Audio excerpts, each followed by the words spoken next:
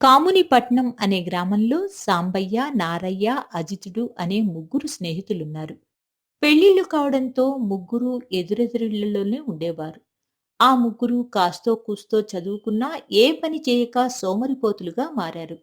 గ్రామంలో ఒకచోట కూర్చొని వచ్చిపోయే వాళ్లపై చెతుళ్లు వేస్తూ పైసాకు కూడా పనికిరాని వాళ్లుగా మారారు. సంపాదించమని చెప్పి చెప్పి విసిగిపోయిన వీళ్ల భార్యలు పనిచేస్తూ అరోకొరో సంపాదిస్తుంటే కూర్చొని తింటూ బాధ బెంగ లేకుండా ఆవారాలుగా తిరగసాగారు. వీళ్లను చూసి గ్రామంలో తిట్టని వారు లేరు. ఒకవైపు భర్తలు బద్ధకస్తులు అవడంతో పాటు గ్రామస్తులు కూడా వీళ్ల ఎదురుగానే భర్తలను తిడుతుంటే అవమానం తట్టుకోలేకపోయారు. ఒకరోజు చెట్టుబండ దగ్గర కూర్చున్న ముగ్గురు ఎంతకాలమని ఏ పని చేయకుండా అటు పెళ్ళాల చేత ఇటు ఊళ్ళో వాళ్ళ చేత చివాట్లు తింటాం. చూడు సాంబయ్య, మనలో ప్రతిభకు కొదవలేదు. అనుకుంటే ఏ పనైనా చెయ్యగలం. కానీ తొందరపడి ఏ పని చేయకూడదు. అవకాశం వచ్చే వరకు ఆగడం తెలివైన వాళ్ల లక్షణం. నారయ్య చెప్పింది కూడా నిజమే సాంబయ్యా. కొంతకాలం ఆగుదాం. మన మేధస్సుకు నైపుణ్యానికి తగిన పని తప్పకుండా దొరుకుతుంది. అదే ఇంకెంతకాలమని అంటున్నాను. మన సామర్థ్యానికి తగిన పని దొరకాలంటే ముందు మనం ప్రయత్నం చేయాలి కదా. అడగందే అమ్మాయినా పెట్టదంటారు. అలాంటిది మన నైపుణ్యాల గురించి తెలియజేయకుండా ఉంటే మనకు పనెవరిస్తారు? ఇప్పటికే ఇటు భార్యలతోనూ అటు గ్రామస్తులతోనూ చిత్కారాలు ఎదుర్కొంటున్నాం. నాకు తెలిసి ఈ నెలవారీ పనులు, రోజువారీ పనులు పూట గడవడానికి తప్ప ధనవంతులవడానికి ఎందుకూ ఉపయోగపడవు. పాపం ఈ వెర్రి జనాలు రోజూ గొడ్డుల్లా కష్టపడుతూ ఏ పూటకా పూట తినేందుకు అనేక ఇబ్బందులు పడుతూ ఇదే జీవితం అనుకుంటున్నారు. సాంబయ్య చెప్పినట్టు కనీసం వాళ్ళు ఆ పనన్నా చేసుకుంటూ గ్రామంలో మర్యాదగా బ్రతుకుతున్నారు. సర్లే, ఏం చేయాలో రేపు ఆలోచిద్దాం. ఈ రోజుకి ఇంటికి వెళ్ళిపోదాం అంటూ ముగ్గురు ఇంటికి వెళ్లేసరికి సాంబయ్య భార్య పార్వతి, నారయ్య భార్య లక్ష్మి, అజితుడి భార్య సుభద్ర ఎదురుగా ఉంటారు. ఇంకా ఎన్ని రోజులిలా పని పాట లేకుండా జులాయిలా తిరుగుతారు? మీ వల్ల ఆ ఊళ్ళో మాటలు పడాల్సి వస్తుంది. పిల్లల్ని పనికి పంపిస్తూ మేము తెచ్చిన డబ్బులతో జల్సాలు చేస్తుంటే అవమానం అనిపించడం లేదా? ముగ్గురు మంచి స్నేహితులని, మంచి వాళ్ళని పెళ్లి చేసుకున్నాము. మీ బద్ధకంతో, సోమరితనంతో మా జీవితాల్ని నాశనం చేస్తున్నారు. మంచి రోజుల కోసం ఎదురు చూడడం కాదు, మనం కష్టపడి పనిచేసి సంపాదించి సంతోషంగా ఉండే రోజులన్నీ మంచి రోజులే. తినడానికి తిండే లేక ఇబ్బంది పడుతుంటే భవంతులు కడతాం, బంగారం కొంటామని గాల్లో మేడలు కడితే ఎలా? చూడండి, రేపట్నుంచి మేము పనికెళ్ళాం. మీరేం చేస్తారో మాకు తెలియదు. మీరు తెచ్చే సంపాదనతోనే ఇల్లు గడవాలి. పస్తులే పెడతారో పరమాన్నం పెడతారో మీ ఇష్టం. నేను కూడా అదే చెప్తున్నా. ఇంతకాలం మేమెంత కష్టపడ్డామో మీకు తెలుసా? బయటా పనిచేసి ఇంట్లో వంట చేసి మిమ్మల్ని మేపడం ఇక మా వల్ల కాదు. భార్యలో అన్న మాటలను అవమానంగా తీసుకున్న ముగ్గురు స్నేహితులు ఇదిగో మేం కూడా చెప్తున్నాం వినండి. మేము మీరనుకున్నంత చేతగాని వాళ్ళమైతే కాదు. ఇప్పుడే బయటకు వెళ్ళి మేమేంటో నిరూపిస్తాం. మా సత్తా ఏంటో చూపిస్తాం. ఇదిగో, మీరు పనిచేస్తే ఏ రోజుకు ఆ రోజే గడుస్తుంది. అదే మేంగాని ఆలోచిస్తే జీవితకాలం కూర్చొని తినేలా సంపాదిస్తాం. ఆలోచించి చెప్పండి. ఒక్కసారి బయటికి వెళితే మళ్ళీ ఎప్పుడొస్తామో తెలీదు. ఏం భయపడుతున్నారా? మీరు లేకపోతే ఉండలేమనుకుంటున్నారా? మీరేగాని మాట మీద నిలబడే మగాళ్ళైతే జీవితకాలం సరిపడేలా సంపాదిస్తా అన్నారు కదా, అది చేసి చూపించండి అంటూ భార్యలు గట్టిగా హెచ్చరించడంతో వాళ్లతో శపథం చేసి అక్కడ్నుంచి వచ్చేస్తారు. అలా నడుచుకుంటూ వెళ్తూ వెళ్తూ అలిసిపోయి ఓ చెట్టు వద్దకు చేరుకుంటారు. పెళ్ళాల దగ్గర పందెం కాసి వచ్చేశాం కాని ఇప్పుడు ఎలా నారయ్యా? నడిచి నడిచి కాలు బొబ్బలెక్కిపోయాయి. అవును మిత్రమా, నాకు కూడా మోకాలు పట్టేస్తున్నాయి. కడుపులో పేగులు నకనకలాడుతున్నాయి. దాన్నే ఆకలంటారు. ఇన్నాళ్ళు భార్యలు సంపాదించి పెట్టడంతో ఈ ఆకలి బాధ గురించి మనకు తెలియలేదు. అది సరేగాని పెళ్ళాల ముందు ప్రగల్భాలు పలికి వచ్చేశాం. తీరా చూస్తే తాగటానికి గుక్కడు నీళ్లు కూడా లేవిక్కడ అంటూ వారి సాధక బాధకాలు పంచుకుంటూ నుదుటికి పట్టిన చెమటం తీసి అలా విసరగా అది చెట్టు మొదల దగ్గర పడి ఆ చెట్టు సకల గుణాల రాసి సౌందర్యవతి అయిన దేవకన్యగా మారిపోతుంది.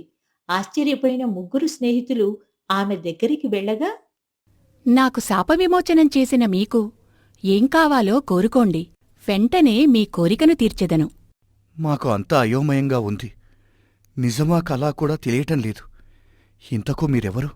నేను పూర్వజన్మలో చంద్రిక అనే దేవకన్యను. సౌందర్యవతి అయిన నేను ఒక ముని తపస్సుకు భంగం కలిగించగా ఆ ముని ఆగ్రహానికి కారకులైనాను. నేను శాపానికి గురయ్యి ఇలా ఈ మానుగా మారాను. క్షమించి శాపవిమోచనం చెయ్యమని వేడుకుంటే వృక్షంగా మారిన నీకు జలంతో కాకుండా ఎవరన్నా స్వేదబిందువులతో దాహార్తి తీర్చితే అప్పుడు నీకు శాపవిమోచనం కలుగుతుందని ఆ ముని వరమిచ్చాడు. అలా మీ వల్ల నాకు శాపవిమోచనం జరిగింది. అందుకే మీకు ఏం కావాలో కోరుకోండి అని దేవకన్య అనడంతో జరిగిందంతా చెప్తారు. అప్పుడు దేవకన్య, మీ సమస్య నాకు అవగతమైనది. ఇదిగో ఈ తాళపత్ర గ్రంథాన్ని మీ దగ్గర ఉంచుకోండి. ఇక్కడికి 5 మైళ్ల దూరంలో అత్యంత విలువైన వజ్రవైడూర్య రత్న మాణిక్యాలతో కూడిన రహస్య నిధి ఉంది. ఆ నిధి ఎక్కడుందో పూర్తి సమాచారం, ఎలా వెళ్లాలో చూపించే మార్గపటం ఈ తాళపత్ర గ్రంథంలో ఉంది. కాని ఒక చిన్న విషయం, ఆ నిధిని ఒక మంచి కార్యానికి వినియోగిస్తే మీరు కోరుకున్నట్లుగానే అంతా మంచే జరుగుతుంది. మీకు నా సహాయం కావాలనుకుంటే ఆ తాళపత్రం గుండెకు హత్తుకొని విశ్వావసు గంధర్వ కన్యామాధిపతి సువర్ణ సాలాంకార కన్యాదేహిమే దేవ్ అనే మంత్రాన్ని పఠిస్తే నేను ప్రత్యక్షమవుతాను. తన స్వేద బిందువులతో నా దాహార్తి తీర్చిన సాంబయ్యే ఈ మంత్రం జపించాలి. అమ్మా దేవకన్య, నా ఉదరంలో పరిపరి విధములుగా శబ్దాలు వస్తున్నాయి. ఎంగిలి పడనిదే ఏ పని చేయలేను తల్లి. దయచేసి ఆకలి తీర్చే మార్గం చూపించమ్మా. మీరు ఈ రహస్య నిధిని ఛేదించే వరకు చుక్క జలం కూడా ముట్టరాదు. ఒకవేళ తప్పిక తీర్చుకున్నా, ఆకలి తీర్చుకున్నా ఆ రహస్యనిధి వరం వ్యర్థమవుతుంది. దప్పిక తీర్చుకుంటారో, నిధిని దాచుకుంటారో మీ ఇష్టం. ఎన్ని కష్టాలు ఎదురైనా రహస్యనిధిని దక్కించుకునే ముందుకు వెళతాం. మా భార్యలకిచ్చిన మాటలను నిలబెట్టుకుంటాం అని సాంబయ్య దేవకన్యకు చెప్పడంతో మాయమైపోతుంది. ముందే చెప్తున్నా, రహస్యనిధి ఎంతున్నా సరే ముగ్గురు 3 భాగాలు చేసుకుందాం. అమ్మా, అదేంటి సాంబయ్య, వరమిస్తానని చెప్పి ఎన్ని కష్టాలు పెడుతోంది. చూడు నారయ్య, నది దాటితేనే తీరం వస్తుంది, కష్టం దాటితేనే సుఖం వస్తుంది. ఇప్పుడు మనం అనుభవిస్తున్న కష్టాలన్నింటినీ ఓపికతో గనుక భరిస్తే దగ్గర్లోనే మనకు మంచి రోజులు రాబోతున్నాయి అంటూ వాళ్లలో స్ఫూర్తి నింపగా ముందుకు వెళ్లసాగారు. రహస్యనిధిని దక్కించుకోబోతున్నామనే సంతోషంతో తబ్బి ఉబ్బిబ్బైన ముగ్గురు స్నేహితులు తాళ్లపత్రంలోని మార్గాన్ని అనుసరిస్తూ ముందుకు సాగుతారు. అలా ఎంత దూరం వెళ్లినా రహస్యనిధి జాడ దొరక్కపోవడంతో నీరసించిపోతారు. ఇంకా ఎంతసేపు తిరగాలరా? అడివంతా జల్లెడి పట్టినా ఆచూకు దొరకడం లేదు. ఇక్కడ అడుగు తీసి అక్కడ అడుగు వేయడం నా వల్ల కాదు. ఒరే సాంబయ్య, ఆయాసం ఆపుకోలేకపోతున్నానురా. ఈ ఎండకి కళ్ళు బయలు కమ్ముతున్నాయి. ఇంకెంతసేపురా? ఒకసారి ఆ దేవకన్యను అడగరా. నిధి చేరుకునే లోపే ప్రాణాలు హరి అనేటట్టున్నాయి. నారయ్య అజితుడి బాధ చూడలేక తాళపత్ర గ్రంథం గుండెకు హత్తుకుని, విశ్వావసు గంధర్వ కన్యమాధిపతి సువర్ణ సాలంకార కన్యా దేహిమే దేవ్ అని జపించగానే దేవకన్య ప్రత్యక్షమవుతుంది. ఏమయ్యింది పురుషులారా? నా సహాయం కోరితిరా? నిద్రాహారాలు మాని ఎంత వెతికినా నిధిచాడైతే దొరకడం లేదు. దయచేసి మార్గం సుగమం చేయమ్మా. మీరు చింతించవలదు. రహస్యనిధి మార్గం సమీపంలోనే ఉన్నది. మీ కృషి ఫలిస్తుందనే విశ్వాసముంది. ఇదిగో ఈ మార్గంలో వెళితే మీకు రహస్యనిధి దర్శనమిస్తుంది అని చెప్పి దేవకన్య అదృశ్యమవుతుంది. దేవకన్య చెప్పినట్లుగానే కొంచెం ముందుకు వెళ్ళిన తరువాత ధగధగా మెరిసిపోతున్న 3 రహస్య నిధి పెట్టెలు కనిపిస్తాయి. వాటిని చూడగానే, నా పంట పండింది. నా జీవితంలో ఇంత విలువైన వజ్ర వైడూర్యాలు ఎప్పుడు చూడలేదు. ముగ్గురికి కలిపి ఒకే పెట్టిస్తాదనుకుంటే ముగ్గురికి 3 పెట్టెలిచ్చింది. ఇప్పుడు చూడు నా పెళ్ళాం నోరు ఎలా మోయిస్తానో. అత్యుత్సాహం, అతి ఆనందం ప్రమాదకరం. ముందు 3 రహస్య నిధి పెట్టెలను ఎలా తీసుకువెళ్లాలో ఆలోచిద్దాం. ఆ? అవును, ఆనందంలో అసలు విషయం మర్చిపోయాను. అసలిది నిజమైన బంగారమేనా? ఒక్కసారి ఆ దేవకన్యను పిలిచి అడుగు సాంబయ్యా. అనడంతో సాంబయ్య తాళపత్ర గ్రంథం గుండెకు హత్తుకుని మరోసారి మంత్రం జపించగా దేవకన్య ప్రత్యక్షమయ్యి, మీ సందేహమేమిటి పురుషా? స్వర్ణాభరణాలు, మణిమాణిక్యాలు, ధనురాసులు ఇచ్చినందుకు కృతజ్ఞతలు మాతా. కాని ఇవి సత్యమైన ఆభరణాలేనా అని సందేహం వచ్చింది తల్లి. ఇవి ఈ భూలోకంలో ఎక్కడా దొరకని విలువైన వజ్రాభరణాలు అనటంలో ఎటువంటి అతిశయోక్తి లేదు. అవును అజిత, ఒక విషయం అడగడం మర్చా. ఇంతకీ నువ్వు ఈ రహస్యనిధిని దేని కొరకు వినియోగిస్తావు? ఈ ధనరాశిలో భవంతులు కడతాను, విలాసవంతమైన జీవితాన్ని గడుపుతాను, జీవితాంతం ధనవంతుడిగా అనుభవించాల్సినవన్నీ అనుభవిస్తా. మరి నువ్వు నారయ్యా?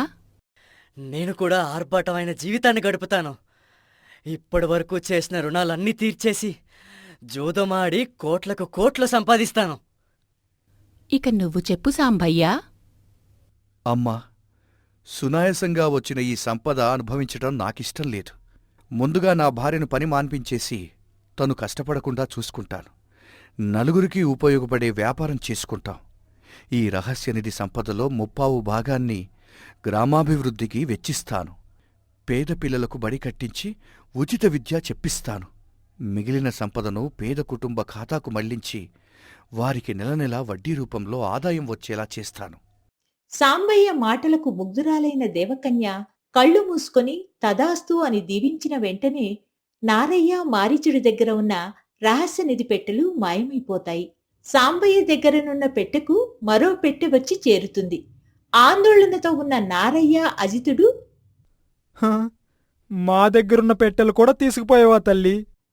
దేవకన్య ఆకాశవాణిగా మారి, మీకు ముందే చెప్పాను పురుషా, ఈ రహస్యనిధిని ఒక మంచి పనికి వినియోగిస్తే మీకంతా మంచే జరుగుతుందని. ఆ మాటను పక్కన పెట్టి మీరిద్దరూ స్వార్థానికి వినియోగిస్తానన్నారు. సాంబయ్య ఒక్కడే తనతో పాటు పేదవారి కోసం, గ్రామం కోసం వెచ్చిస్తానన్నాడు. అందుకే మీ ఇద్దరి వరం వృధా అయ్యింది. సాంబయ్య వరం రెట్టింపయ్యింది అని చెప్పి ఆకాశవాణి ఆగిపోయింది. అత్యాశకు పోయి ఉన్నదాన్ని కూడా పోగొట్టుకున్నాం. తప్పు చేశాం తల్లి, మమ్మల్ని క్షమించండి. ఇప్పుడు మా భార్యలకు మా మొహాల్ని ఎలా చూపించగలం? నువ్వే అన్నావు కదా నారయ్య, ఎప్పటికైనా మన ప్రతిభకు ప్రతిఫలం ఉంటుందని. నీ కష్టానికి తగిన ప్రతిఫలం వచ్చింది, కాని ఏమయ్యింది? వచ్చింది వచ్చినట్టే పోయింది. ఎప్పటికైనా ఒకటి గుర్తుంచుకో, ప్రతిభతో పాటు సద్బుద్ధి ఉంటేనే నీ ప్రతిభకు, నీ సామర్థ్యానికి విలువ. తప్పు తెలిసొచ్చింది. కనకపు సింహాసనమున సునకమును కూర్చుండబెట్టనా అన్నట్టు నాలాంటి అల్పుడికింత సంపద ఒకేసారి వస్తే పాత బుద్ధినే చూపించాను. మీ తప్పును మీరు తెలుసుకున్నారు. ఇంతకంటే ఏం కావాలి? ఇంకేమీ బాధపడకండి. ఇందులో ఒక నిధి పెట్టెను మన కుటుంబం కోసం వాడుకుందాం. మరో పెట్టెను మన గ్రామాభివృద్ధికి, సేవా కార్యక్రమాలకు వినియోగిద్దాం అని చెప్పి అలిసిపోయి నీరసంతో, నిస్సత్తువతో నిధిపెట్టెలు తీసుకువచ్చిన సాంబయ్య, నారయ్య, అజితుడిని చూసి ఆందోళన చెందిన వారి భార్యలు, అయ్యో భగవంతుడా, ఏంటి ఇంత నీరసమైపోయారు? ఏం జరిగింది? అని కంగారు పడుతూ అడుగగా ముగ్గురూ కలిసి వారి భార్యలకు జరిగిందంతా వివరంగా చెబుతారు. అప్పటినుంచి భార్యలను బంగారంలా చూసుకుంటూ ముగ్గురూ వ్యాపారాలు చేసుకుంటూ వచ్చిన నిధిలో అధిక శాతం గ్రామాభివృద్ధికి, చుట్టుపక్కల పేద ప్రజల అవసరాలకు వినియోగించడంతో పాటు పిల్లలకు ఉచిత పాఠశాల కట్టించి చదివిస్తూ సోమరితనాన్ని విడిచి బాధ్యతగా జీవిస్తారు.